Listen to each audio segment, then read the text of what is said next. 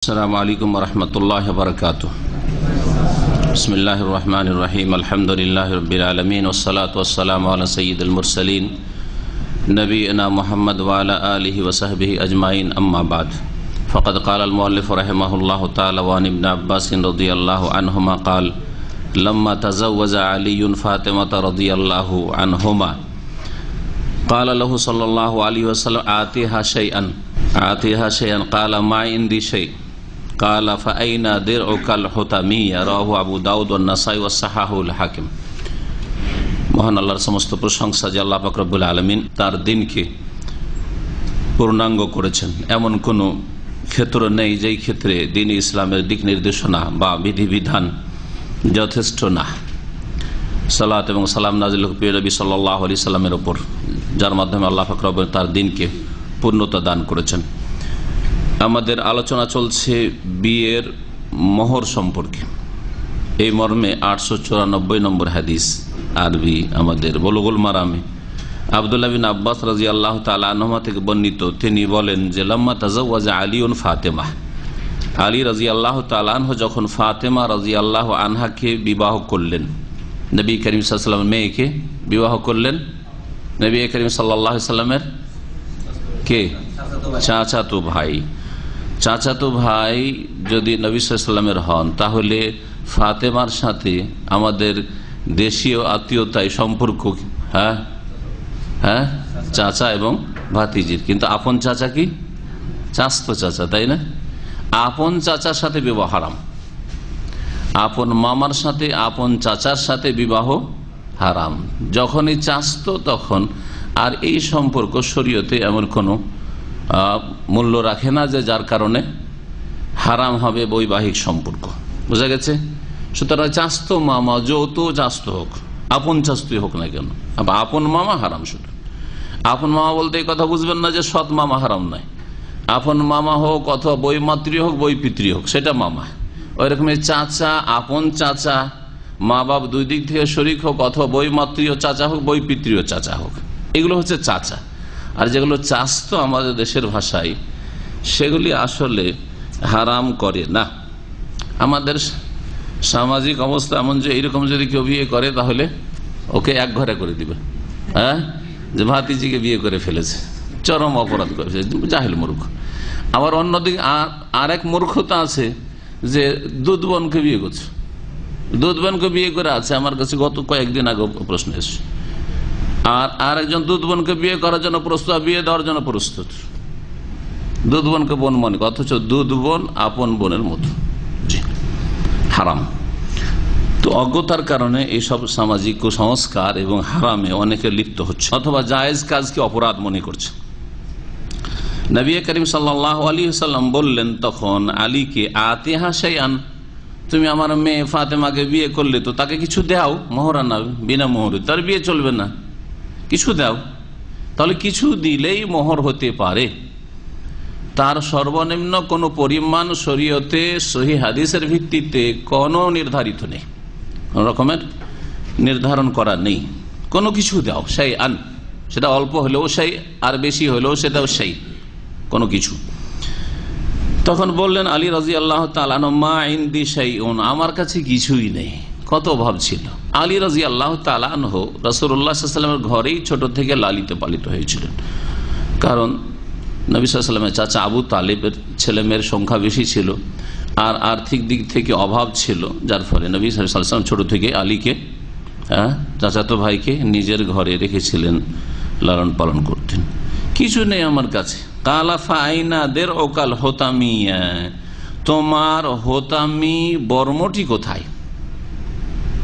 কিছু না, কিন্তু তোমার তো একটা বর্ম দেখেছিলাম। বর্ম বোঝেন তো?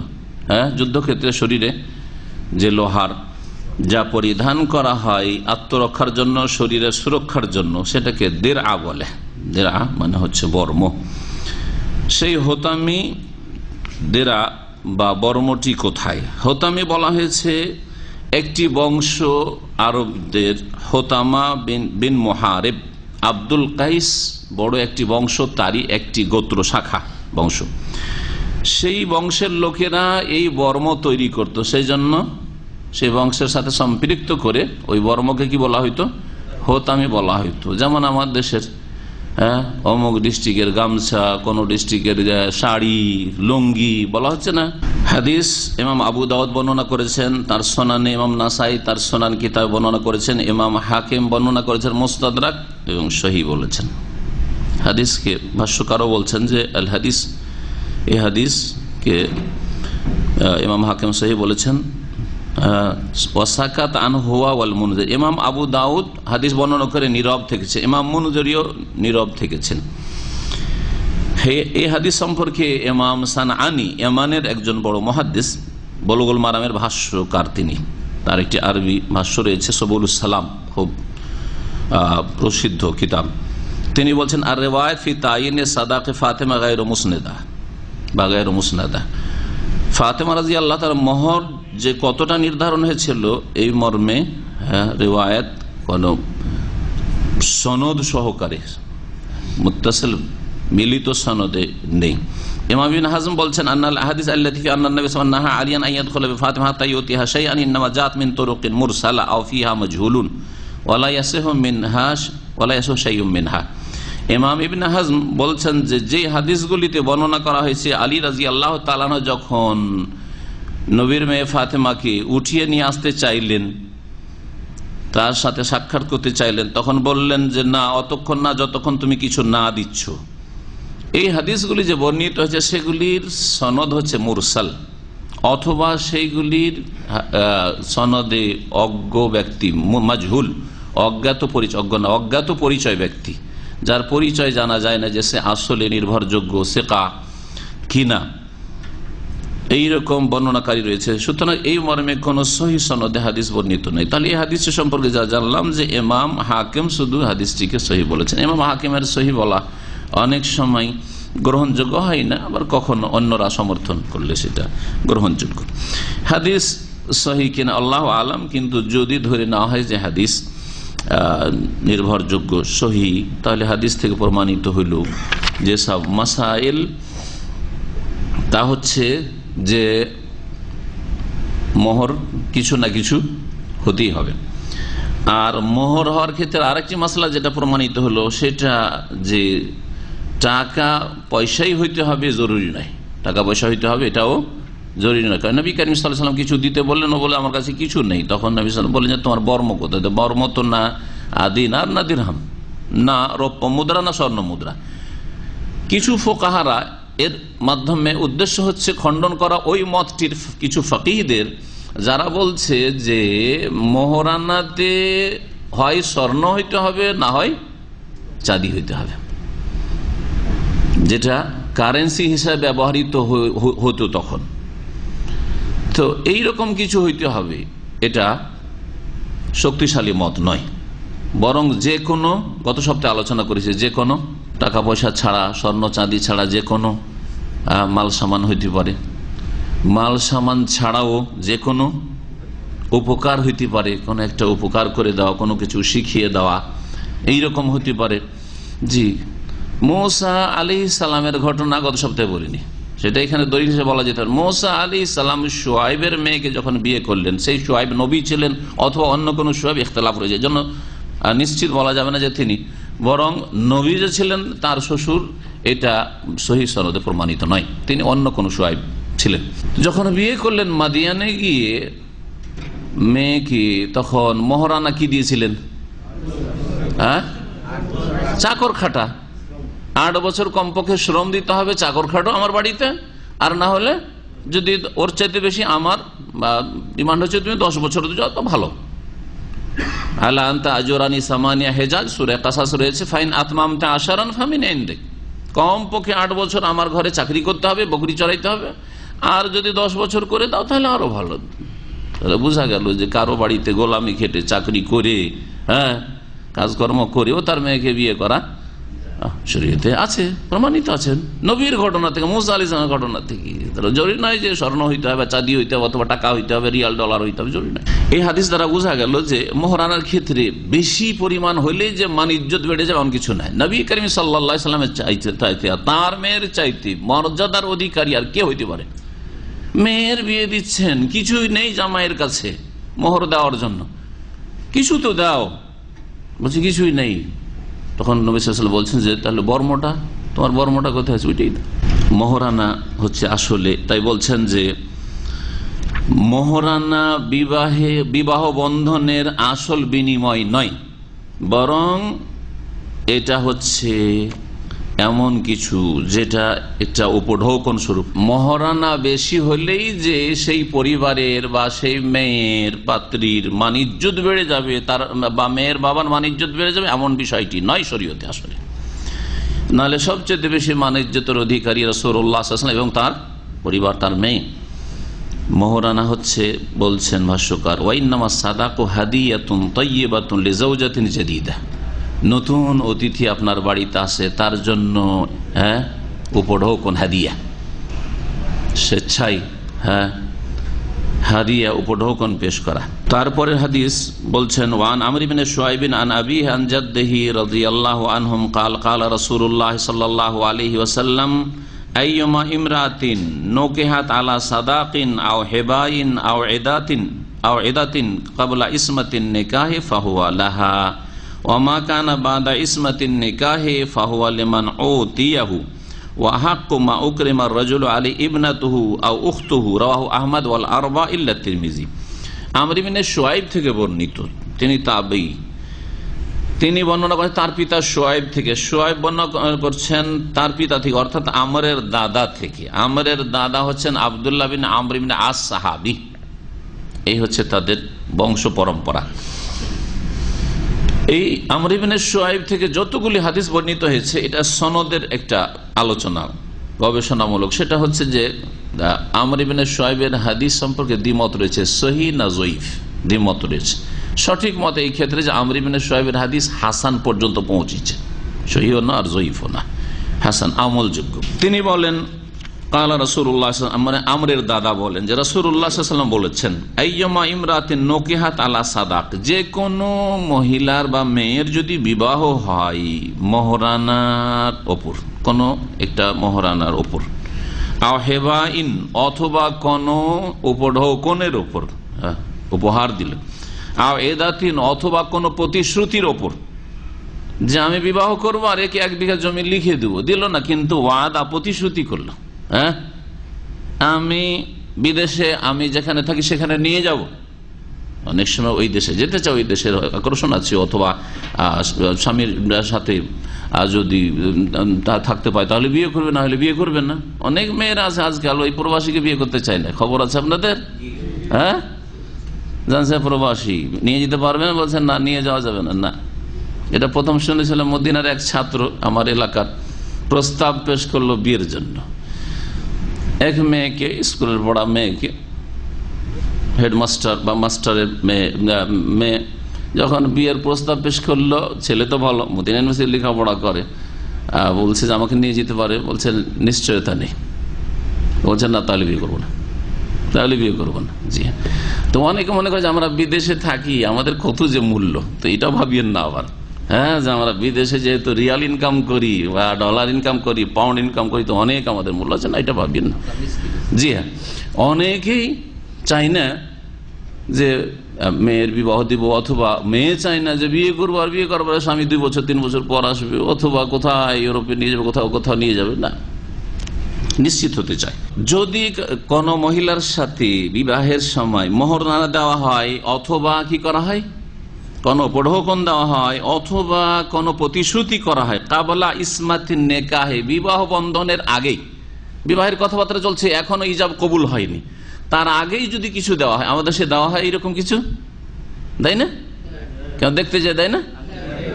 দেখতে গিয়ে দেয় না, দেয় না? দেয়। আংটি ছাড়া অনেক অঞ্চল আছে টাকা পয়সা দেয়, হ্যাঁ টাকা দেয়। দেখার ক্ষেত্রে এর আগে বিবাহের আলোচনা হচ্ছে, দেখার ক্ষেত্রে একমাত্র পাত্র দেখবে পাত্রীকে, যে বিয়ে করে, অন্যদের জন্য দেখার শরীয়তে কোনো বিধান নাই, মহিলা ছাড়া।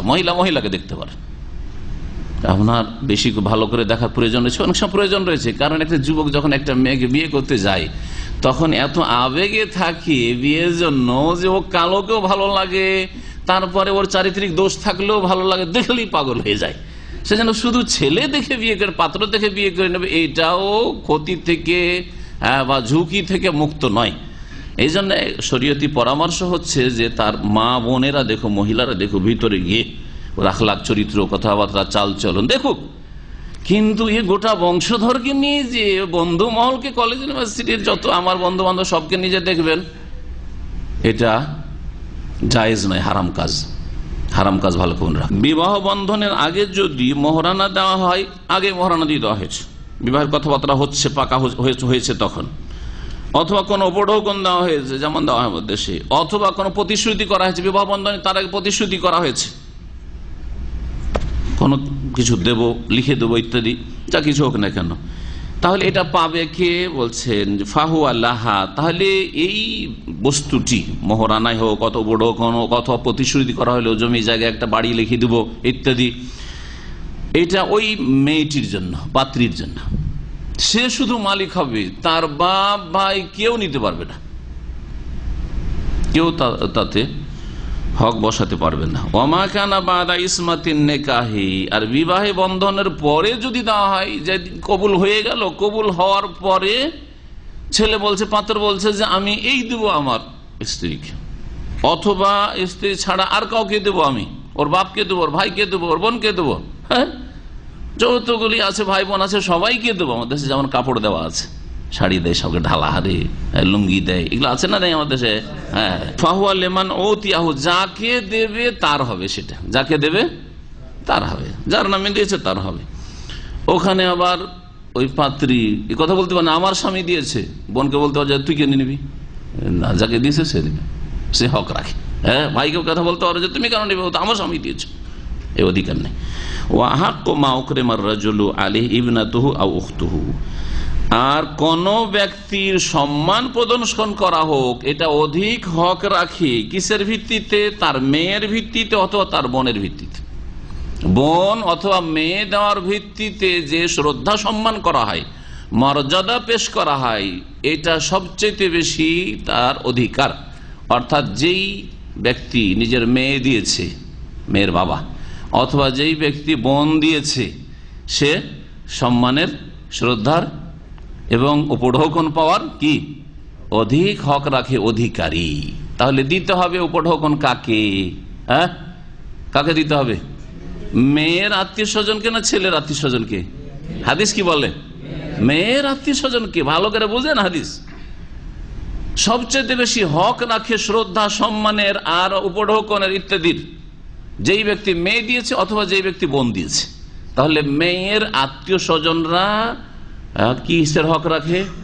ছেলের পক্ষ থেকে যে ছেলে কি করে, যে বিয়ে করেছে, সে তারাকে গিফট দিক, উপহার দিক, উপঢৌকন দিক, তাদের সম্মান করুক, তাদেরকে আমোদ ফুর্তি করে খাওয়াক, ভোজ করুক ইত্যাদি, অলিমা করুক, এগুলি হক রাখে। তাহলে খরচ কার শরীয়তে? হাদিসের আলোকে ছেলের খরচ। এখন পর্যন্ত মেয়ের কোনো খরচ পেলেন? দেবে কে দিচ্ছে? ছেলে দিচ্ছে, হয় মোহরানা দিচ্ছে, অথবা মেয়েকে কি দিচ্ছে? উপঢৌকন দিচ্ছে, অথবা প্রতিশ্রুতি যে এই দেবো। কে প্রতিশ্রুতি করছে? ছেলে প্রতিশ্রুতি করছে যে আমার ওয়াইফকে দেবো, অথবা আমার শ্বশুরকে দেবো, আমার শাশুড়িকে দেবো, এই দেবো সেই দেবো। একটা কোন হাদিসে গন্ধ পর্যন্ত পাবেন না যে মেয়ের বাবা বলছে যে ঠিক আছে আমার মেয়েকে বিয়ে করলে আমি বিদেশ পাঠিয়ে দেবো, কথাও পাবেন না। বা আমি কিছু টাকা পয়সা দেবো, আমি বাড়িটা সাজিয়ে দেবো, আমি ফার্নিচার দিয়ে বিদায় করো মেয়েকে। কোন শরীয়তে এর কোনো স্থান নেই। নাজায়েজ হারাম কাজ চলছে আমাদের দেশে যৌতুকের, যার ফলে বৈবাহিক জীবনে, দাম্পত্য জীবনে আমাদের দেশের অধিকাংশ যুবক যুবতীদের বরকত নেই। হারাম খেয়ে দিয়ে কি আর বরকত হয়? বরকত নেই। রাওয়াহু আহমদ, হাদিস মুসনাদ আহমদের। ওয়াল আরবা, আর চারজন ইমামের যে পরিভাষা রয়েছে, হাফেজ ইবনে হাজার রহমতুল্লাহ বুলুগুল মারামের ভূমিকায়, তাদের চারজনের ইমাম তিরমিজি ছাড়া বাকি তিনজন। তাহলে কে কে? আবু দাউদ, নাসাই আর ইবনে মাজা, এই তিনটি কিতাবে রয়েছে, আর মুসনাদ আহমদে রয়েছে। হাদিসের বর্ণনাকারীদের সম্পর্কে ভাষ্যকার বলছে রওয়াতুহু সিকাত, এর বর্ণনাকারীরা হচ্ছে বিশ্বাসযোগ্য বা নির্ভরযোগ্য, হাদিস আমলযোগ্য বা হাসান কমপক্ষে বলা যেতে পারে। এই হাদিস থেকে যে বিষয়গুলি জানলাম তা হচ্ছে যে বিবাহ শাদী হওয়ার আগে যদি কোনো কিছু দেই ছেলে পক্ষ বা ছেলে, তাহলে সেটা কে পাবে? মেয়ে পাবে। কেন? এই জন্য পাবে যে কার উদ্দেশ্যে দেওয়া হচ্ছে এগুলো? ওই মেয়েটাকে বিবাহ করার জন্য আগ্রহ হয়েছে, মনটা বেড়েছে, সেজন্য দেওয়া হচ্ছে। তাহলে যার উদ্দেশ্যে, যার সাথে সম্পর্কটা হতে যাচ্ছে বৈবাহিক সম্পর্ক, তার উদ্দেশ্যে যেহেতু দেওয়া হচ্ছে, সেই জন্য তার আত্মীয় স্বজনরা কেউ পাবে না। কিন্তু বিবাহ হয়ে যাওয়ার পরে যখন ওই বংশের সাথে আত্মীয়তা হয়ে গেল, তখন তারাও আত্মীয় হয়ে গেল। সুতরাং তাদেরকে যদি অমুক অমুক অমুকে দিছি তো ওরাও পাবে। তাই বলছেন ভাষ্যকার যে ইনকানাত হাযিহিল আশিয়া সালাত ওয়া নাহবিহা মিনাল হাদায়া, যে কোনো হাদিয়া, তোহফা, উপহার কাদ কুদ্দিমাত ক্বাবলা আকদিন নিকাহ, বিবাহ বন্ধনের আগে যদি দেওয়া হয়, ফাহুয়া লিজাওজাতে, সেটা স্ত্রীর জন্য, লা লিগাইর, অন্য কারো জন্য নয়। ওয়ালাউ সাম্মা বিসমি গায়রিহি মিন আখাল, যদিও বলে যে আমি এটা আমার শালাকে দিচ্ছি, আমার শালিকাকে দিচ্ছি, এটা আমার শ্বশুরকে দিচ্ছি, এটা আমার শাশুড়িকে দিচ্ছি, মানে হব শ্বশুর হব শাশুড়ি আর কি, আমাদের বলে হব বলে না, এখনো হয়নি হব, তো না, ওরা পাবে না। কেন পাবে না? যালিক আন্নাহু লাম ইউতি ওয়া লাম ইউকদ্দাম ইল্লা লিআজালিন নিকাহিল মুনতাজার, যেই বিবাহের আশাই রয়েছে যে এর সাথে আমার বিবাহ হবে, এই মেয়েটির সাথে, ওর উদ্দেশ্যে তো দিচ্ছে, সুতরাং ও পাবে, ওর আত্মীয়রা কেউ পাবে না। এটা হচ্ছে হাদিসের মাসআলা, হাদিস থেকে ইস্তিমবাত হচ্ছে। আম্মা মা ইউকাদ্দাম বা'দা আকদিন নিকাহে, বিবাহ বন্ধনের পরে যা পেশ করা হবে স্ত্রী ছাড়া অন্য কাউকে, মিন আবিন, স্ত্রীর বাবাকে, শ্বশুরকে, আও আখিন, অথবা স্ত্রীর ভাইকে, অথবা চাচাকে, অন্য কাউকে, ফাহুয়া লিমান উতিয়াহু, যার নাম ধরে দিবে যে অমুককে এটা দিলাম, সে পাবে। কারণ যালিকা আন্না আকদান নিকাহ তাম্মা, বিবাহ বন্ধন এখন হয়ে গেছে, ওই বংশের সাথে আত্মীয়তার সম্পর্ক হয়ে গেছে। ওয়ালাম ইয়াবকা শাইউন ইউহাবা মিন আজালিহি, এখন আর বিবাহ হওয়াতে আর কোন রকমের বাধা বা কিছু নেই, যা হওয়ার হয়ে গেছে। ওয়া ইকরামু আসহারি রাজুলি আমরুন মালুফ ওয়া মাহবুব, আর পুরুষে শ্বশুর বংশের লোকদের সম্মান করা এটা প্রিয় জিনিস, ভালো লাগে না? সবচেয়ে মজার জিনিস কিন্তু এটা। আপনারা আমার সাথ দিচ্ছেন মানে একটু, হ্যাঁ দেখছি না আপনাদের একটু নড়াচড়া, খুশি হন না যে আপনারা, কথা ঠিক না? আরে নিজের বোনকে দিচ্ছেন অত মজা লাগে না, শালিকে দিতে মজা লাগে, কথা ঠিক না ভুল? হ্যাঁ কথা ঠিক। নিজের ভাইকে দিতে অত মজা লাগে না, স্বাদ লাগে না, নিজের স্ত্রীর ভাইকে শালাকে দিতে মজা লাগে।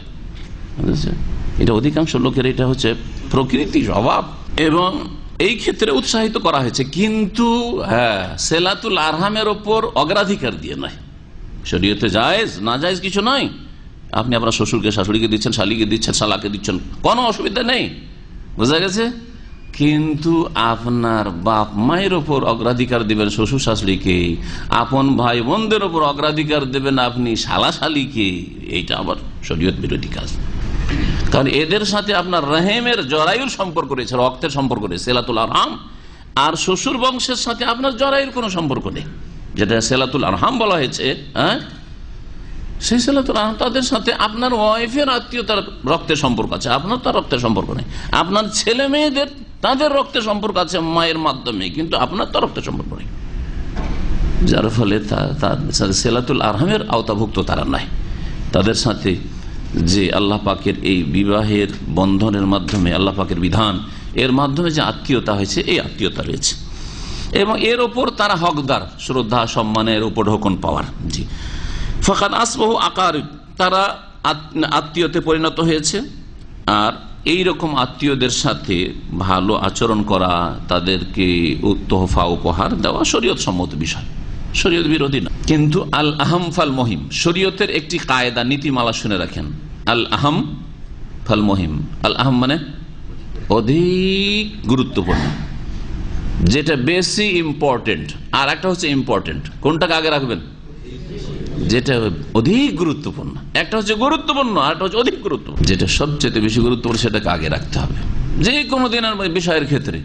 একজন লোকের মধ্যে অনেক ত্রুটি রয়েছে ইসলাম পালনে, তাহলে কোনখান থেকে শুরু করবেন? তার টাকনার নিচে কাপড়, আর মুখ দিয়ে বিড়ি সিগারেট গন্ধ আসছে, হ্যাঁ মুখে দাড়িও নেই, চুল বড় বড় করে রেখেছে, নামাজও পড়ে না, আর মাজার পূজারি, রোগের শেষ নেই, বা আল্লাহ পরকাল থেকে গাফিল, একবারে বেদিন একবারে আল্লাহ পরকাল কথা কখনো তার খেয়ালও আসে না।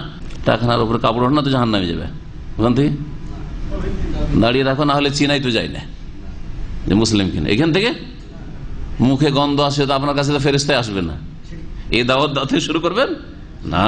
তাওহীদ শিরক, তাওহীদ বুঝাবেন, শিরক থেকে সতর্ক করার জন্য শিরক জানাবেন, সুন্নাত বুঝাবেন, বিদআত থেকে সতর্ক করবেন। আর যদি বেদিন হয়, হ্যাঁ, পরকাল থেকে গাফিল, আল্লাহর দিন থেকে গাফিল, তাহলে তাকে দিনের মৌলিক শিক্ষা, আল্লাহ সম্পর্কে জ্ঞান দেবেন, পরকাল সম্পর্কে জ্ঞান দেবেন, পরকাল সম্পর্কে চিন্তাশীল হোক সে। তারপরে তখন সালাত, নামাজের কথা বলবেন। নামাজ পড়ছে এখন কিন্তু টাকনা নিচে কাপড়, নামাজ পড়ছে সিগারেট ছাড়ছে না, নামাজ পড়ছে দাঁড়িয়ে রাখছে না, তখন এগুলির দাওয়াত দেন। তখন দাওয়াত দেন। বেনামাজিকে দাঁড়িয়ে রাখিয়ে লাভ আছে? ওই রকম দাড়ি তো মেলা লোকের ছিল আর আছেও। আজকাল ফ্যাশনে অনেক অমুসলিম দাঁড়িয়ে রাখছে না, এই দাড়িতে কোনো কাজ আসবে না। তো বেনামাজিকে দাঁড়িয়ে রাখিয়ে লাভ নেই। বেনামাজির কাপড় ওপর উঠিয়ে লাভ আছে? ওকে টাকনার উপর কাপড় উঠিয়ে জান্নাতে যেতে পারবে? কখনো যেতে পারবে না। যে শিরক করে, শিরক করা অবস্থায় নামাজ পড়ে লাভ আছে? তাহলে বুঝলেন আগে শিরক মুক্ত করতে হবে। আল আহম ফাল মহিম, যেটা বেশি গুরুত্বপূর্ণ সেটা থেকে শুরু করতে। তো আপনার আত্মীয়দের সাথে সদ্ব্যবহার, সদাচরণের ক্ষেত্রে মা বাবার খোঁজ খবর নেই, আর চাচা আর খালা আর ফুফু আর এই সেই, তাদের সাথে আপনার টেলিফোন যোগাযোগ, এটা উচিত নয়। আপনার যেটা বেশি গুরুত্বপূর্ণ সেখান থেকে শুরু করুন। আপনার বাপ মা, আপনার ছেলে মেয়ে, আপনার স্ত্রী, সেখান থেকে শুরু করে। আচ্ছা, মেয়ের বাবা যদি বিয়ের সময় বলে যে আমি মেয়েটাকে 18 বছর 20 বছর মানুষ করেছি, অনেক কষ্ট করেছি, বা আমি আমার স্ত্রী কষ্ট করেছি, আমরা স্বামী স্ত্রী কিছু নেব, হ্যাঁ, এই অধিকার আছে না নেই? হ্যাঁ, আরবদের মধ্যে আবার এরকম ভাগ বসা আছে, সুতরাং মাসলাটা জানতে হয় জায়েজ কি না। বলছেন আম্মা মা ইয়াফালু বাযুল কাবাইল মিন আন্না ওয়ালি আমরি যাওজাতি ইখতাসু বিমাহরিহা, কিছু কিছু বংশ আছে আরবদের, তাদের অজ্ঞতার কারণে, দিন থেকে, দিন সম্পর্কে জ্ঞান না থাকার কারণে, এবং মনে করে যে মেয়ের আবার ব্যক্তি মালিকানা কিসের, মেয়ে মহারানা পেয়েছে সব আমাদের, মনে করে যে যে মেয়ের বিবাহ হচ্ছে তার যে ওলি আমর, তার যে অভিভাবক, সে অভিভাবক বাপ হোক অথবা ভাই হোক অথবা চাচা হোক, দাদা হোক, যে কি হোক না, অভিভাবক হলেই মনে করে যে মোহর আমার। ওয়াইয়ুহরে মহামিন, সুতরাং মেয়েটিকে মোহর থেকে বঞ্চিত করে, বিবাহ দেয়, মেয়ের হাতে মোহর তুলে দেয় না। ফাহাজা হারামুন লা ইয়াজুজ, পুরোটাই দখল করে বসবে, এটা হারাম, জায়েজ নয়।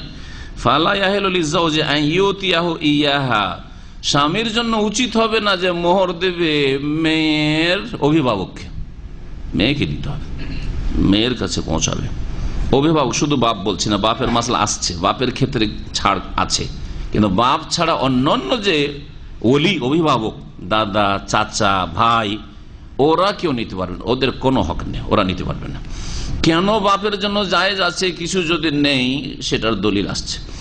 ওয়ালা ইয়াহিলু লিল ওয়ালি, অভিভাবকের জন্য হালাল নাই, ইনলাম ইয়াকুন আবান আন ইয়াখুযাহু ওয়া ইয়াতামাওয়ালহু, বা যদি বাপ না হয়ে অন্য কোন অভিভাবক হয় মেয়ের বিবাহের সময়, তাহলে সে সেই সম্পদটি, মোহরের টাকা পয়সা বা সম্পদ নিজের জন্য নিয়ে নেবে, এটা নিতে পারবেন। নিজের ধন সম্পদ মনে করবে, সেটা জায়েজ নয়। হ্যাঁ, নিয়ে আমানত, এটা নিলাম আমি, যার অভিভাবক যে মেয়ের তার জন্য নিলাম, সেটা আলাদা কথা। আমানত, আমানত যার তার কাছে পৌঁছে দিত। ওয়াহাযিহি আদাতুন মুহাররামা, শেখ আল বাসসাম বলছেন, আর তিনি মক্কাতুল মুকাররমার বড় একজন জজ, কাজী, তিনি বলছেন যে এই বদ অভ্যাসটি হচ্ছে হারাম, ওয়া কাবিহাতুন জিদ্দা, বড়ই নোংরা কাজ, নিকৃষ্ট কাজ, যে মেয়ের হক মেয়ের ভাই অথবা মেয়ের চাচা, মেয়ের দাদা দখল করে বসে যায়। সুতরাং সরকারকে এই ক্ষেত্রে বাধ্য করা উচিত, এইরকম মেয়েদের অভিভাবকদেরকে যারা মোহরানা দখল করে বসে, বেঈমানি করে। আজাযাল উলামা লিল ওয়ালিদি আন ইয়াশতারিতা লিনাফসিহি শাইআন মিনাস সাদাক, এখন মাসলা আসছে যে মেয়ের বাবার জন্য জায়েজ হচ্ছে যে মোহরের কিছু অংশ নিজের জন্য শর্ত রাখবে, যে 1 লাখ টাকা মোহর, তার মধ্যে 50,000 টাকা আমি নেব, এরকম শর্ত রাখতে মেয়ের বাবা হলে পারে। কালাফি শারহুল ইকনা, শারহুল ইকনা হাম্বলি ফিকহ, তাতে বলছেন ওয়ালি আবিল মারআতি আন ইয়াশতারিতা শাইআন মিন সাদাকিহা লিনাফসিহি, মেয়ের বাবার জন্য জায়েজ যে মেয়ের মোহরানা থেকে নিজের জন্য কিছু শর্ত করে নেবে, যে মোহরানা তো ধার্য করলাম 1 লাখ, কিন্তু তার থেকে 25,000 বা 50,000 আমার থাকবে। ওয়ালাউ ইশতারাতা কুল্লা সাদাক, এমনকি যদি সম্পূর্ণ মোহর, মেয়ের বাবা বলে যে মেয়ের বিয়ে দিচ্ছি কিন্তু মোহরটা আমি নেব, সেটাও জায়েজ, সেটাও জায়েজ রয়েছে। দলিল পেশ করেছেন নবী করিম সাল্লাল্লাহু আলাইহি ওয়াসাল্লাম হাদিস, আনতা ওয়া মালুকা লিআবিকা, তুমি এবং তোমার ধন সম্পদ। তোমার ধন সম্পদ এটা যেমন ছেলেকে সম্বোধন করা হয়েছে তেমন মেয়েকে সম্বোধন করা হয়েছে। হে ছেলে হে মেয়ে, তুমি এবং তোমার ধন সম্পদ কার? লিআবিকা, তোমার বাবার। কিন্তু মনে রাখবেন যে এখানে হাদিসে মা লোকা বলা হয়েছে, তোমার ধন সম্পদ, তাহলে বোঝা গেল যে আপনার এই ধন সম্পদের মালিকানা আছে। হে ছেলে হে মেয়ে, তোমার মালিকানা আছে, মা লোকা বলা হয়েছে, তোমার ধন সম্পদ। এই কথা বলা হয়নি যে তোমার আসলে ব্যক্তি মালিকানাই নেই। তাহলে প্রত্যেক ছেলের, প্রত্যেক মেয়ের আপন সম্পদে ব্যক্তি মালিকানা ইসলামে সাব্যস্ত রাখা হয়েছে, ছেলে হোক আর মেয়ে হোক, সাবালক হোক আর নাবালক হোক। কিন্তু যদি মেয়ের বাবা মনে করে যে আমার প্রয়োজন আছে, সুতরাং মেয়ে যে মোহরানা পেয়েছে সেটা আমার কাজে লাগাবো, সেটা চিকিৎসার কাজে হোক অথবা আমার ঘর নেই ঘর বানাবো তাতে কাজে লাগাবো, হ্যাঁ তার জায়েজ আছে। ছেলের পয়সা নেওয়ার জন্য তার কাছ থেকে অনুমতি নিতে হবে না, শরীয়তে এরকম বিধান নেই। যদি প্রয়োজন থাকে, হ্যাঁ তুসুরপাত করার জন্য নয়, নষ্ট করার জন্য নয়, যে সারা জীবনের সমস্ত ইনকাম, আজকাল যেমন আমাদের সামাজিক অবস্থা, পারিবারিক অবস্থা, সমস্ত ইনকাম ছেলে বাবা নিয়ে নিচ্ছে আর খালি হাতে এখান থেকে 10 বছর 20 বছর পরে ফিরে যাচ্ছে, এটা আবার জায়েজ না। এতে ওই ছেলের স্ত্রীর উপরে জুলুম করা হচ্ছে, ওই ছেলের ছেলে মেয়েদের উপরে জুলুম করা হচ্ছে, নাতি নাতিনদের উপরে জুলুম অত্যাচার করা হচ্ছে। হঠাৎ করে যদি দুর্ঘটনা হয় মারা যায়, তাহলে খালি হাতে কিছু নাই, কি হইলো? বলছে যে এরা তো শরীয়তে বঞ্চিত। আর ইংরেজরা ইসলামকে বদনাম করার জন্য এই টার্মটাকে তারা তাদের পার্সোনাল লাইফে বলেছে, ব্রিটিশরা মজলুম মিরাস। আমরা ছোটকাল থেকে শুনে আসছি, ওই বুড়ার ছেলে মেয়ে রেখে মারা গেছে, এখন ওই বুড়ো দাদা বেঁচে আছে, যে মারা যাচ্ছে মৃত তার বাপ কি আছে? বেঁচে আছে, আর ওরা আরো ছেলে মেয়ে আছে। এখন এই লোক মারা গেল, অনেক ইনকাম টিনকাম করে মারা গেছে, কিন্তু সব নিয়ে নিছে কে? অথবা ইনকাম করেনি কিন্তু বাপের জমিতে সে ভাগ পেত, কিন্তু সে মারা গেল, এখন বেঁচে আছে। আর যখন বেঁচে আছে ওই বুড়ো, আর ওর ছেলেরা আছে, মেয়েরা আছে, তো ছেলেরা তো নিয়ে যাবে সব, তাহলে নাতির আর পাচ্ছে না। এই ক্ষেত্রে ইংরেজরা ইসলামকে বদনাম করার জন্য যে ইসলাম অচল একটা তারা টার্ম আবিষ্কার করেছিল, সেটা প্রচলিত এখন আমাদের দেশের মুরব্বীদের মধ্যে, যারা জমি জায়গার ভাগ বন্টন একটু করে বেড়ায় বা জমি কেনাকাটা করে, বলে মজলুম মিরাস। মানে মিরাসের ক্ষেত্রে সে জুলমের শিকার হয়েছে, তারপরে জুলুম করা হয়েছে। তো জুলুম কে করলো? নওয়াজুবিল্লাহ, ইসলাম জুলুম করেছে। ইসলাম জুলুম করেছে মানে আল্লাহ এবং তার রাসূল জুলুম করেছেন। হলো না? হলো না? কত বড় হারাম কথা এটি। এটা কোনো মুসলিম শেখায়নি, এটা কোনো শরীয়তের টার্ম না, এটা ইংরেজদের বিষ ঢুকিয়ে দেওয়া। জানতে অজান্তে ছেলেরা মজলুম মিরাস হয়ে গেছে, কারণ ওর বাবা মারা গেছে, দাদা বেঁচে আছে, ওর চাচারা আছে, সেই জন্য মজলুম মিরাস হয়ে গেছে। মিরাসের ক্ষেত্রে এরপরে জুলম হয়ে গেছে, না অন্যায় কথা, এটি হারাম কথা। এই ক্ষেত্রে ওলামারা বলছেন, গবেষক ওলামারা, যে ওই দাদার জন্য উচিত হবে নাতিদের জন্য ওসিয়ত করা ফরজ, যে আমার ছেলে মারা গেছে আর আমার অন্যান্য ছেলেরা আছে, এক ছেলে মারা গেছে, ওর ছেলেরা আছে, আর আমার নিজের ছেলেরা আছে, সুতরাং নাতিরা পাবে না, কাছের আত্মীয় থাকতে, আপন ছেলেরা থাকতে পারছে না, ভাগে পাবে না তারা। লিজ্জাকারি মিসলু হাজ্জিল উনসায়াইন, হ্যাঁ, ছেলে 2 ভাগ আর মেয়ে 1 ভাগ, এই নীতিতে পাবে না। কিন্তু ওসিয়ত করা এই ক্ষেত্রে ফরজ। কুতিবা আলাইকুমুল ওয়াসিয়াতু কুতিবা আলাইকুম ইন তারাকা খায়রানিল ওয়াসিয়াতু লিল ওয়ালিদাইন ওয়াল আকরাবিন, আল্লাহ পাক করে বলছেন। এখানে বলা হয়েছে ওসিয়ত বিধিবদ্ধ করা হয়েছে। এই ক্ষেত্রে ওসিয়ত না করলে এই ছেলে মেয়েগুলো, নাতি নাতিনগুলো ক্ষতিগ্রস্ত হচ্ছে, বঞ্চিত হচ্ছে, যার ফলে ওসিয়ত করা এখানে সুন্নত নয়, মুস্তাহাব নয়, ফরজ। এদের কিছু লিখে দিতে হবে আগে, জীবদ্দশায় লিখে দিতে হবে, অথবা বলে দিতে হবে যে এতটা এদেরকে দিয়ে দিও, সেটা 1/3 কম হইতে হবে, আর তারপরে তখন ভাগ বন্টন হবে তার ইন্তেকালের পরে ছেলেদের মধ্যে, মেয়েদের মধ্যে যারা কাছের আত্মীয় রয়েছে, যারা পাবে ভাগে। তো এক কথায় মেয়ের বাবা কি করতে পারবে? মোহরানা নিতে পারবে। আর একটি হাদিস রয়েছে, ইন্নামা আতিয়াবা মা আকালতুম মিন কাসাবিকুম, সবচাইতে উত্তম হালাল রিজিক হচ্ছে যা তোমরা ভক্ষণ করে থাকো, সেটা হচ্ছে মিন কাসাবিকুম, তোমাদের উপার্জিত ধন সম্পদ, মেহনত পরিশ্রম করে যা উপার্জন করলে, সেটা শারীরিক পরিশ্রমের মাধ্যমে বা হাতের কাজের মাধ্যমে, হ্যাঁ, টেকনিক্যাল কাজের মাধ্যমে, অথবা যে কোনো ভাবে ওখানে ব্যবসা বাণিজ্যের মাধ্যমে যেটা উপার্জন, নিজে উপার্জন করে খেলে। ওয়া ইন্না আওলাদাকুম মিন কাসাবিকুম, আর নিঃসন্দেহে তোমাদের সন্তান সন্ততিরা হচ্ছে তোমাদের উপার্জন। সন্তান সন্ততিগুলোকে যে জন্মিয়েছো আর বড় করেছো এরাও তোমার উপার্জিত বস্তু। হ্যাঁ, সুতরাং ওরা যা আয় ইনকাম করবে তাতে বাবার মায়ের কি আছে, ভাগ আছে। কারণ এই ছেলে মেয়েগুলো বাপ মায়েরই ফসল, বাপ মায়ের উপার্জন। নবী করিম সাল্লাল্লাহু আলাইহি ওয়াসাল্লামের হাদিস, আবু দাউদে রয়েছে, তিরমিজিতে রয়েছে, হাদিসটি হাসান। এই ক্ষেত্রে আমাদের দেশে যেহেতু সামাজিকভাবে ছেলেরা অধিকাংশ সময় বাপ মায়ের কাছে জুলমের শিকার, বাপ মারা রাগ করবেন না কেউ, জুলমের শিকার, যার ফলে বলছি যে বাপ মার প্রয়োজন যদি হয়, খাওয়া দাওয়ার প্রয়োজন, ছেলের কাছে অনুমতি নেবে না। ছেলের টাকা রাখা আছে সম্পর্কে কোনো অনুমতির প্রয়োজন নেই। বাপ মায়ের কাপড়ের প্রয়োজন আছে, কেনাকাটার জন্য যাবে ছেলের কাছে, ছেলেকে অনুরোধ করবে যে আমার কাপড় কিনে দাও, না, টাকা নেবে ছেলের আর কাপড় কিনবে। ব্যাংকে টাকা পাঠাচ্ছেন বাপের, আপনাকে না বলে কাপড় কিনবে, প্রয়োজন আছে তার, বস্ত্রের প্রয়োজন, চিকিৎসার প্রয়োজন, টাকা উঠাবে আপনার অ্যাকাউন্ট থেকে, আর আপনার অনুমতির কোনো প্রয়োজন নেই, করবে? জি হ্যাঁ। ঘর বাড়ি ভেঙে পড়েছে, ঘর বাড়ি ঠিক করতে হবে, জরুরি। এগুলো হচ্ছে আসাসিয়াত, মানুষের বুনিয়াদী বিষয় জীবনযাপনের জন্য, এগুলোর ক্ষেত্রে। কিন্তু ছেলের টাকা নিয়ে অন্য অন্য ছেলেদেরকে দিচ্ছে, সমান করে দেবো, তোমার ইনকাম নিয়ে তুমি বড় ছেলে, আর বাকিগুলোকে সমান করে আমার নামে জমি জায়গা ভাগ করে দেবো, জুলম, অত্যাচার এটা। অথবা ছেলেরা ইনকাম নিয়ে মেয়েদের ঘরে দিয়ে আসছে, এক এক মেয়ের ঘরে দিয়ে আসছে, ওই আত্মীয় স্বজনদের ঘরে দিয়ে আসছে, বড় বড় ভোজ আমোদ ফুর্তি করছে, টাকা ফুটাচ্ছে, এগুলো জায়েজ নয়। এই ক্ষেত্রে আমানতের অবশ্যই খেয়াল রাখতে হবে। এতে ভারসাম্য বজায় থাকবে পারিবারিক ক্ষেত্রে, এবং এতে শান্তি রয়েছে।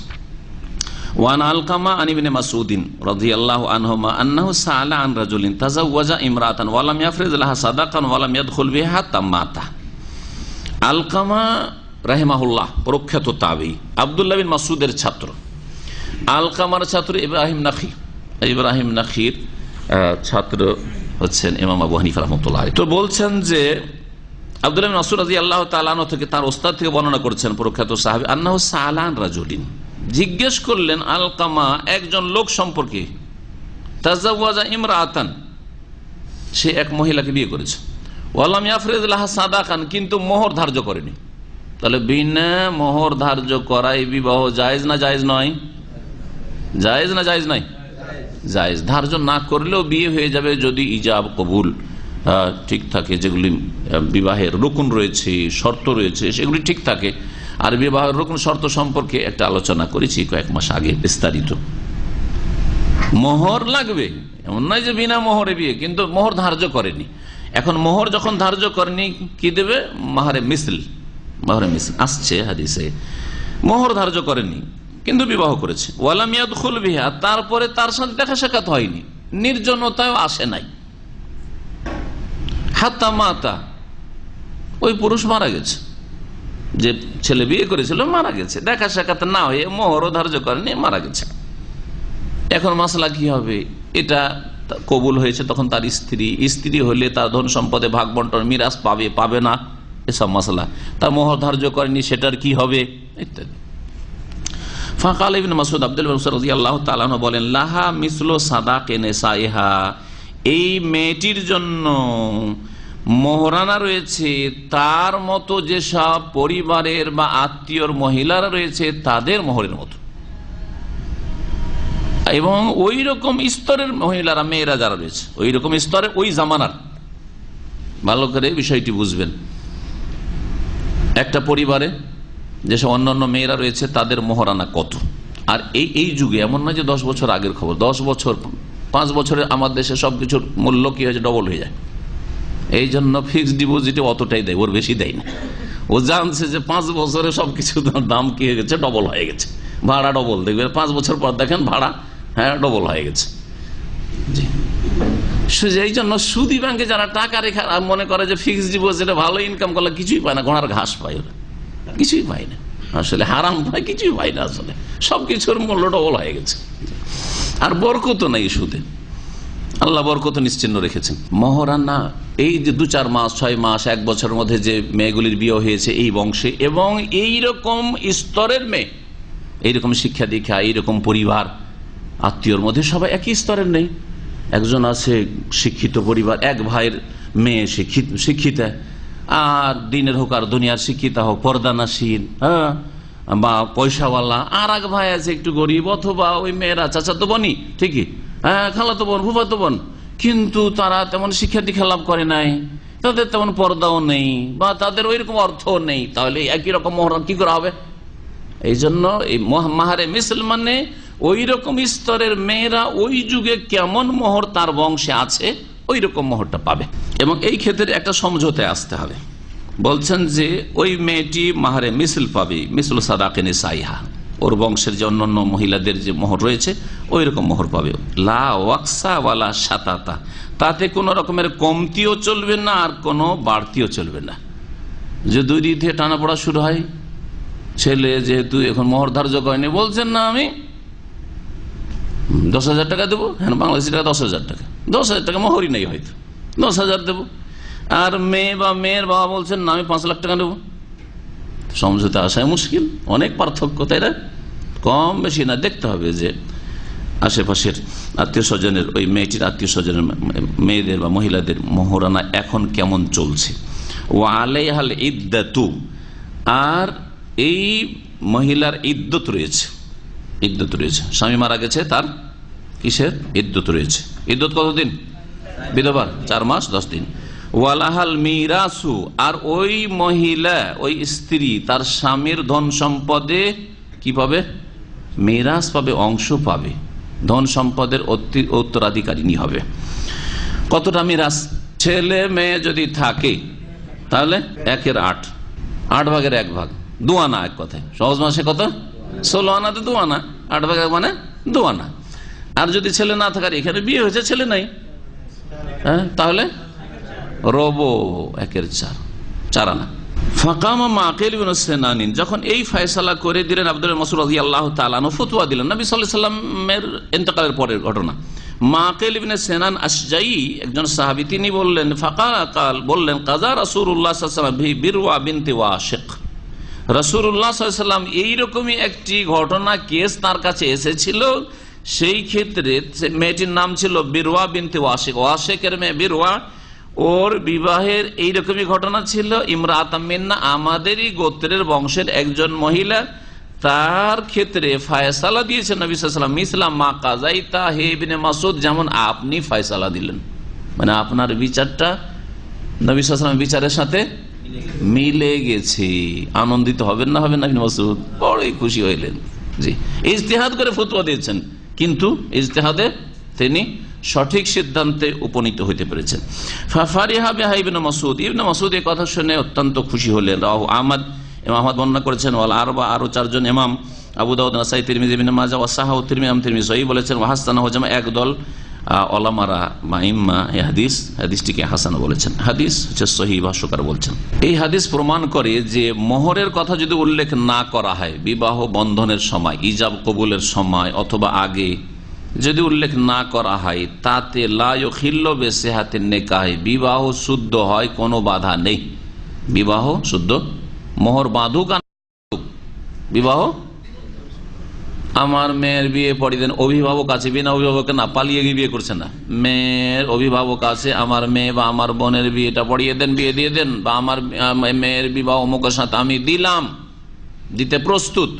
আর ছেলেটি বলল কাবেল, তো আমি কবুল করলাম, যে কোনো ভাষায় বলুক না কেন, বিয়ে হয়ে গেল।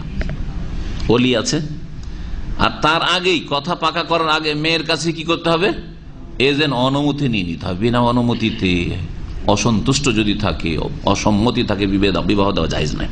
এই হাদিস আরো প্রমাণ করে যে লা বুদ্দা মিন উজুদিস সাদাক ফি নিকাহ, বিবাহে মোহর অবশ্যই লাগবে, মোহর ধার্য করেন না, এখন লাগবে। ওয়ান আদমা যিকরিহি লা ইয়াজআলু আকদান নিকাহি আকদা তাবাররুইন লা ইয়াওয়াজা ফিহি, আর মোহর যদি উল্লেখ না করা হয় এর মানে এই নয় যে বিবাহ বন্ধন এমনিতে বিনা কোনো বিনিময় হয়ে গেছে, অবশ্যই বিনিময় লাগবে, সেটা কম হোক আর বেশি। ওয়ান জাবির ইবনে আব্দুল্লাহ রাদিয়াল্লাহু আনহুমা আন্না নবী সাল্লাল্লাহু আলাইহি ওয়াসাল্লাম قال মান আতা ফি সাদাকি ইমরাতিন সাওয়িকান আও তামরান ফাকাদ ইস্তাহাল, আখরাজাহু আবু দাউদ ওয়া আশারা ইলা তারজিহি ওয়াকফিহি।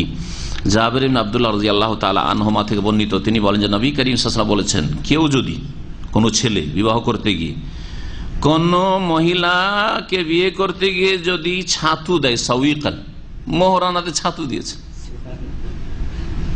আজকাল ছাতু খাচ্ছেন না, 1 কিলো আটাই দিয়েছে, 1 কিলো চাল দিয়েছে, চলবে না? চলবে না? চলবে। সাউইকান আও তামরান, অথবা খেজুর দিয়েছে, একটা প্যাকেট খেজুর, 1 কিলো 2 কিলো খেজুর দিয়েছে। বলা হয়নি যে কত পরিমাণ খেজুর হইতে হবে, তামরান খেজুর, কম হোক আর বেশি হোক। ফাকাদ ইস্তাহাল্লা, তাহলে সেই ব্যক্তি ওই মেয়েকে হালাল করতে পারলো, মোহরানা তার হয়ে গেছে। ওতে যদি রাজি হয়, জবরদস্তি নয়, ওতে যদি মেয়ে আর মেয়ের অভিভাবক রাজি হয়, সম্মতি প্রকাশ করেছে, ঠিক আছে, অসুবিধা নেই। হাদিস ইমাম আবু দাউদ বর্ণনা করেছেন এবং ইমাম আবু দাউদ ইঙ্গিত করেছেন যে হাদিসটি মওকুফ। মওকুফ মানে নবী করিম সাল্লাল্লাহু আলাইহি সাল্লামের সাথে এই ঘটনা ঘটেনি, বরং জাবের বিন আব্দুল্লাহ। আর সাহাবীর আমল অথবা সাহাবীর উক্তিকে মওকুফ বলা হয়। মারফু হচ্ছে নবী করিম সাল্লাল্লাহু আলাইহি সাল্লামের কথা, কাজ অথবা অনুমোদন। এই হাদিস আরো প্রমাণ করে যে মোহর বিবাহ বন্ধনে মূল কোন রুকন নয়, যে মোহর যদি ধার্য না করা হয় বা মোহর যদি এখন না দেওয়া হয় তাহলে বিবাহ হবে না, এমন কথা নেই। বিবাহ হবে, কিন্তু মোহর থাকবে তার উপর, মোহর দেওয়ার দায়িত্ব তার উপর থাকবে। বরং এটি হচ্ছে ওয়াইন্নামা হুয়া তাকরিমাতুর রামজিয়া, এটা হচ্ছে এক ধরনের সম্মান প্রদর্শন করা, এটি মেয়েকে সম্মান প্রদর্শন করা। ইউকাদ্দিমুহা যাওজু লিজাওজাতিহি, স্বামী পাত্র পাত্রীকে যেটা পেশ করবে উপঢৌকন হিসাবে, দান হিসাবে, এইরকমই। এবং নতুন একটা পরিবেশে আসছে, সুতরাং একটা কিছু উপঢৌকন হওয়া উচিত। অজানা পরিবেশে, কাউকে চেনে না, নতুন জায়গায় আসছে, প্রথম দিন যে কি কষ্ট লাগে, ওই মেয়েরা যেদিন প্রথম দিন বিয়ে করেছে ওরাই বলতে পারবে, আমরা বলতে পারবো না। পারবো? কারণ আমরা তো নিয়ে আসি, তো আমরা কি করে বলতে? যখন এটি একটি উপঢৌকন বা গিফট স্বরূপ, সুতরাং এটা হালকা অল্প হইতে পারে। অল্প কিছু মোহর হইতে পারে, ছাতু, খেজুর, কোন একটা কাপড়, একটা শাড়ি, একটা সালোয়ার কামিজ, সেটা মোহর হইতে পারে যদি রাজি হয়। জি, যদি এর চাইতে বেশি কিছু দিতে না পারে অথবা মেয়ে পক্ষ রাজি হয়ে যায়, কোনো অসুবিধা নেই, দিতে পারবে, কিন্তু রাজি হয়ে যায়, তবে দিতে পারলে বেশি দেওয়া উচিত। আপনি যদি বেশি ভালো দামি কাউকে উপঢৌকন দিতে পারেন, তাহলে কি সস্তা জিনিস দেবেন না? এই হাদিস দ্বারা আরো বোঝা যায় যে দারিদ্র, অভাব বিবাহে বাধা নয়, বিবাহে বাধা নয়। বিবাহের ক্ষেত্রে মোহরানা বেশি হইতে হবে তাহলে বিবাহ করতে পারবেন না, বাধা নেই। এটা কুসংস্কার, যারা মোহরকে বাড়িয়ে রেখেছে এ এক কুসংস্কার, আর যারা যৌতুক রেখেছে এর চাইতে বড় হারাম কুসংস্কার। মোহর বাড়ানো হারাম নয়, যদি মেয়ের বাবার অধিকার আছে, ও যদি বলে আমি 1 লাখ রিয়াল নিবো তাহলে বিয়ে দেবো, তার অধিকার আছে, এটা জায়েজ তার জন্য, কিন্তু এটা ভালো কিছু নাই, বরকতের কিছু নয়। বরকত যত কম মোহর হবে, যত বিবাহকে সহজ করে দেবেন, আর যত যুবক যুবতীদের গোনা থেকে বাঁচাবার জন্য রাস্তা সহজ করবে, তত বেশি তাতে বরকত রয়েছে। আর যখন বেশি পরিমাণ মোহর থাকবে, তখন ছেলে এত টাকা জুটাতেও পারছে না, বিবাহ করতে পারছে না, যেমন আরব দেশগুলিতে। আর আমাদের দেশে হারাম এই যৌতুক থাকার কারণে মেয়ে পক্ষ এত পয়সা জুটাইতেও পারে না, যৌতুক দিতেও পারে না, মেয়ের বিবাহ হয় না, ঠিক না? জটিল করে দিয়েছে। তো দুই জাতি জটিল করেছে, এক জাতি করেছে হালাল বৈধ কুসংস্কারের মাধ্যমে জটিল করেছে, আর এক জাতি করেছে হারামের মাধ্যমে জটিল করে দিয়েছে। তারপরে হাদিস বলছেন, ওয়ান আব্দুল্লাহ বিন আমর ইবনে রাবিয়াহ আন আবিহি আন্না নবী আজাযা নিকাহ ইমরাতিন আলা নালাইনে, আখরাজাহু তিরমিজি ওয়া সাহাহু ওয়া খুলিফা ফি যালিক। আব্দুল্লাহ বিন আমির বিন রাবিয়া থেকে বর্ণিত, তিনি বর্ণনা করেন তার বাবা আমির বিন রাবিয়া থেকে, যে নবী করিম সাল্লাল্লাহু আলাইহি ওয়াসাল্লাম এক মেয়ের বা এক মহিলার বিবাহের অনুমতি দিয়েছিলেন আলা নালাইনে, 2টো স্যান্ডেল বা জুতোর বিনিময়ে। মোহরানা দুটো স্যান্ডেল দিয়েছে আর তাতে অনুমতি দিয়েছেন। হাদিস ইমাম তিরমিজি বর্ণনা করেছেন, কিন্তু হাদিসের সনদ দুর্বল। এখানে অন্য বাক্য দিয়ে হাদিসটি বর্ণনা করা হয়েছে। তিরমিজিতে যে হাদিসটি রয়েছে, এক মহিলা বিবাহ করেছে আর 2টো স্যান্ডেল পেয়েছে, ওতে রাজি হয়ে গেছে, ওই ছেলেকে পছন্দ করেছে, বিয়ে করেছে। আজকাল যারা প্রেম করে বিয়েছে, ওই যে স্যান্ডেল কেন, কিচ্ছু লাগবে না, চলো আমি দেবো টাকা। তো ছেলে বলছে আমার কাছে কিছু নাই, বলছে আমি বাপের টাকা চুরি করে বেরোচ্ছি, আলমারি ভেঙে। করছে না? আমার এলাকায় এক মেয়ে সুবহানাল্লাহ 5 লাখ টাকা স্বর্ণ চাঁদি সব, বাপ মার যা ছিল অলংকার মায়ের সব নিয়ে পালিয়েছে। 2-4 বছর ওই ছেলেকে নিয়ে খাবে, এখন পর্যন্ত আসেনি, কয়েক বছর হয়ে গেল। এখন বোধ আসেনি, খোঁজও নেই, আল্লাহ বেঁচে আছে কি মারা গেছে কোনো খোঁজ খবর নেই। কারণ একটু মেয়ের বংশ হচ্ছে একটু সম্ভ্রান্ত, ও মেয়েও বুঝতে পারছে, ছেলে বুঝতে পারছে ফিরে গেলে কেড়ে নিতে পারে, তো বাচ্চা টাচ্চা এক দুটা হোক যাতে আর কেড়ে নিতে না পারে। আস্তাগফিরুল্লাহ ওয়া আতুবু ইলাইহি। এগুলো সহশিক্ষার ফসল। একসাথে ছেলে মেয়ে যুবক যুবতীর লেখাপড়া করা, আর এই যুবতীদের হাতে মোবাইল দিয়ে দেওয়া, আর সমস্ত রকমের যোগাযোগের সুযোগ সুবিধা দিয়ে দেওয়া, আর তার আগে বাড়িতে পর্দা না থাকা, আর বাড়ি থেকে বাইরে যখন তখন মেয়েদের বেরিয়ে যাওয়া, এইগুলি করার কারণে এই জেনাতে লিপ্ত হয়েছে, এই হারাম পথে চলে গেছে। আর যাতে শুধু জেনাই নয়, আজকাল অনেকে তো লুকিয়ে জেনা হইলে তো কোনো দোষের কথা ছিল না, কিন্তু বাপের মুখ কালা, মায়ের মুখ কালো হয়ে যাচ্ছে, বংশের বদনাম হয়ে যাচ্ছে, বংশ মুখ দেখাতে পারে না সমাজে এই মেয়েদের কারণে বা ছেলেদের কারণে। তো যখন আগে থেকে বাঁধ না দেবেন, আর যখন পানি বন্যা চলে আসবে বাড়িতে, তারপর বলেন যে ঘর বাঁচাও, বাড়ি বাঁচাও, আর মাল সামান বাঁচাও, চলবে না? চলবে না। তো আমাদের মুসলিমদেরকে এসব চিন্তা করা উচিত। হেজাব, পর্দা, আল্লাহ ভীরুতা, দিনের শিক্ষা। কারণ আসল হেজাব হচ্ছে অন্তরে, এটা প্রথম হইতে হবে। ঈমান এবং তাকওয়া, আল্লাহ ভীরুতা ছেলে মেয়েদের মধ্যে পয়দা করতে হবে, এবং এটাই শুধু যথেষ্ট। এর সাথে সাথে আগুন থেকে বাঁচিয়ে রাখতে হবে, অবাধ মেলামেশা থেকে বাঁচিয়ে রাখতে হবে, যুবকদের সাথে যুবতীদের যোগাযোগ না হয় এগুলো থেকে বাঁচিয়ে রাখতে হবে। বাড়ির মধ্যে অন্য কোনো পুরুষরা, যুবকরা ঢুকবে না, সুযোগ পাবে না সাক্ষাতের। বাড়ির বাইরে গিয়ে কোথাও সুযোগ নিচ্ছে, চান্স নিচ্ছে, মেয়েরা এইরকম কোনো চান্স দেবে না। আর শিক্ষার ক্ষেত্রে ওখানে একসাথে হইতে দেবে না। এই সবগুলি হচ্ছে বাঁধ, প্রোটেকশন। এই বাঁধগুলি যদি ঠিক থাকে তাহলে ইনশাআল্লাহ তাআলা বাঁধ ভাগবে না, আর বন্যা হবে না। বুঝা গেছে? তাহলে জেনার আশঙ্কা নেই, আর মেয়ে পালিয়ে যাওয়ার আশঙ্কা নেই, আর আপনার ছেলে আপনাকেও জিজ্ঞেস করলো, আপনার ওয়াইফকেও জিজ্ঞেস করলো না, আর বিয়ে করলো, এটাও হবে না। নবী করিম সাল্লাল্লাহু আলাইহি ওয়াসাল্লাম যে বিবাহ দিয়েছিলেন, জুতো দিয়েছিলেন, মেয়েটি বিয়ে করেছিল, ওই ক্ষেত্রে জিজ্ঞেস করলেন মেয়েটিকে যে আরাজিতে মিন নাফসিকি, আরাজিতে মিন নাফসিকি বিনালাইন, হে মহিলা, তুমি তোমার এই বিবাহে দুটো স্যান্ডেল বা জুতার বিনিময়ে রাজি হয়েছ? তো সেই মহিলা বলল যে হ্যাঁ, আমি রাজি আছি। তো রাজি হলো, অসুবিধা। দৃষ্টিকে জয়ীফ বলা হয়েছে, দুর্বল। আন সাহল ইবনে সাদ রাদিয়াল্লাহু আনহু قال زوج النبي صلى الله عليه وسلم رجلا امراه بخاتم من حديد। সাহল ইবনে সাদ থেকে বর্ণিত হাদিস, জি সহি হাদিস, লম্বা হাদিস রয়েছে সহিহ বুখারী মুসলিমে। নবী করিম সাল্লাল্লাহু আলাইহি সাল্লাম এক লোকের বিবাহ পড়িয়েছিলেন বা বিবাহ দিয়েছিলেন এক মহিলার সাথে, বেখাতাম মিন হাদিদ, একটি লোহার আংটির বিনিময়ে। লোহার আংটির বিনিময়ে কি বিবাহ দিয়েছিলেন, না বলেছিলেন যে লোহার আংটি তলাশ করো? তলাশ করো। তাহলে এই হাদিসকে এত সংক্ষেপ করে দেওয়া হয়েছে যে আসল অর্থ বহন করে না, খুব সংক্ষেপে শুধু আসল মাসলাটি বলা হয়েছে। যে নবী করিম যখন লোহার আংটি তলাশ করতে বলেছেন ছেলেটিকে মহরানার জন্য, তাহলে বোঝা গেল যে নবী সাল্লাল্লাহু আলাইহি ওয়াসাল্লাম যেন লোহার আংটির বিনিময়ে বিবাহ পড়িয়েছেন বা দিয়েছেন। লোহার আংটিও মোহর হতে পারে, এত সংক্ষেপ করা হয়েছে। ঘটনা কি ছিল? নবী করিম সাল্লাল্লাহু আলাইহি সাল্লামের ক্ষেত্রে সূরা আহজাবে আল্লাহ পাক নবীকে অনুমতি দিয়েছেন যে কোনো মহিলা এসে বলতে পারে যে ইয়া রাসূলুল্লাহ, যাওজিনি, বা আমাকে বিয়ে করুন, বা ওয়াহাবতু নাফসি লাকা, যাওজিনি না, আমাকে বিয়ে করুন, অথবা ওয়াহাবতু নাফসি লাকা, যেটা কোরআনের ভাষায় রয়েছে, ইন ওয়াহাবাত নাফসাহা লিন-নবী ইন আরাদান নবী আন ইয়াস্তানকিহাহা খালিসাতান লাকা মিন দুনিল মুমিনিন। এটা শুধু নবী সাল্লাল্লাহু আলাইহি ওয়াসাল্লামের সাথে খাস, কোন হুজুর আর শেখ আর তার ছাত্র আবার এইসব কাজ করিয়েন না। বুঝা গেছে? জি হ্যাঁ। তো নবী করিম সাল্লাল্লাহু আলাইহি ওয়াসাল্লামের কাছে কোন মেয়ে এসে যদি বলে যে ওয়াহাবতু নাফসি লাকা ইয়া রাসূলুল্লাহ, আমি নিজেকে আপনার জন্য উৎসর্গ করছি, হেবা করছি, অর্থাৎ আমাকে আপনি বিয়ে করুন, এই না যে বিনা বিবাহতে যায়, যেটা নয়, বিয়ে করুন। নবী সাল্লাল্লাহু আলাইহি ওয়াসাল্লামের যদি সম্মতি হয়ে যায়, বিবাহ করতে পারেন, সেখানে মোহর লাগবে না, কারণ সে নিজেকে উৎসর্গ করেছে, যে হেবা করেছে। হেবা মানে দান করে দাও। আল্লাহ বলছেন খালিসাতান লাকা, হে নবী, এটি আপনার জন্য খাস, এই মাসলা মিন দুনিল মুমিনিন, অন্য মুমিন মুসলিমদের জন্য নয়।